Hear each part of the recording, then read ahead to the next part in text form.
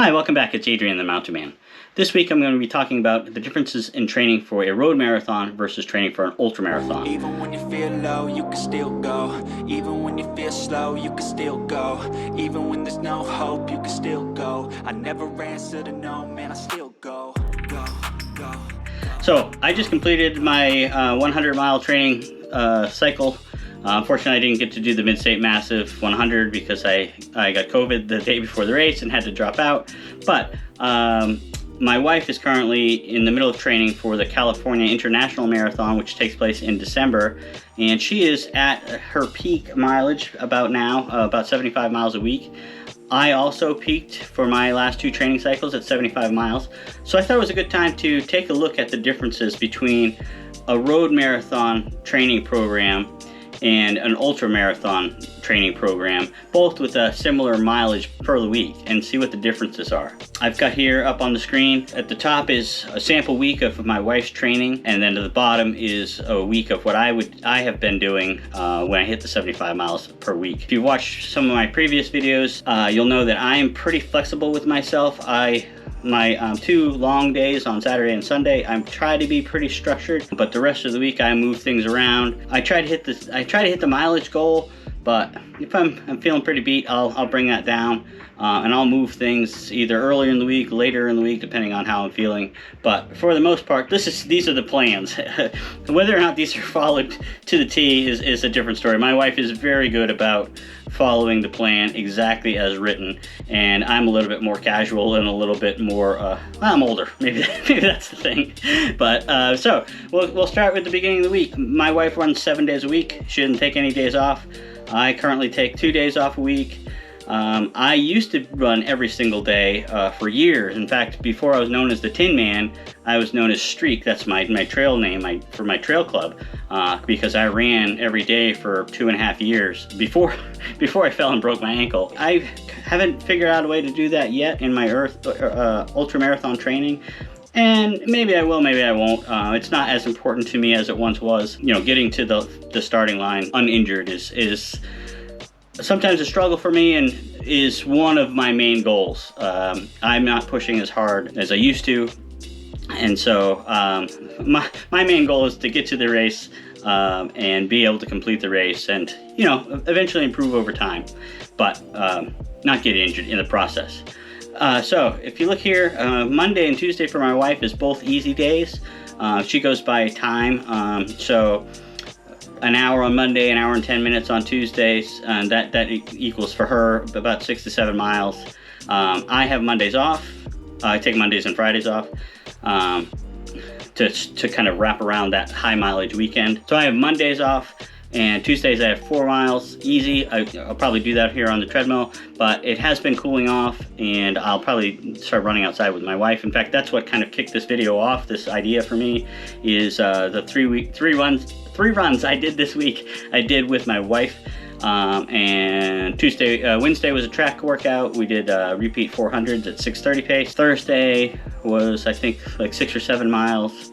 And then Saturday, I also ran easy 6 or 7 miles with her. But typically I do about 4 miles on Tuesdays. So on Wednesdays, my wife has intervals or thresholds, and normally like a speed work, either on the track or on the American Tobacco Trail we live on.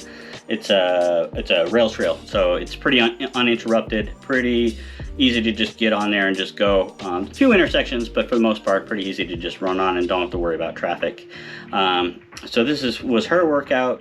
In this sample week was 2-mile warm-up, 3 by 1 mile repeats at 7:05 pace, and 2-minute recovery with 4x400s, and a 2-mile cool down. She's training for around a 315 to 320 marathon. That works out for her to be about 13.5 miles. Wednesdays for me is just a long workout, a long run. The 75-mile week, I'm doing 15 miles on Wednesdays, and you can see that my paces at the bottom here are all about 12 minutes.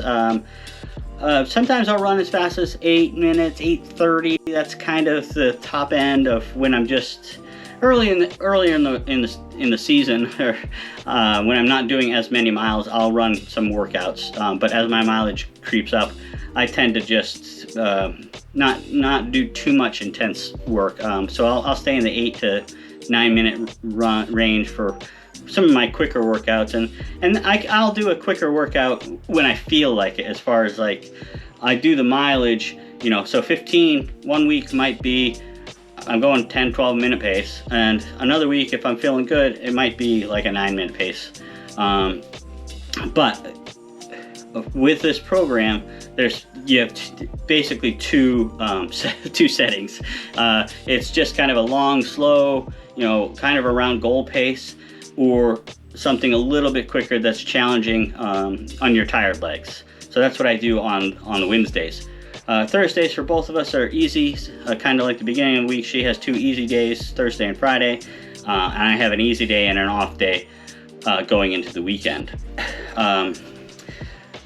Saturdays, my wife normally, and this can flip-flop, sometimes she just has another kind of medium effort run, and then she has a workout built into her long run.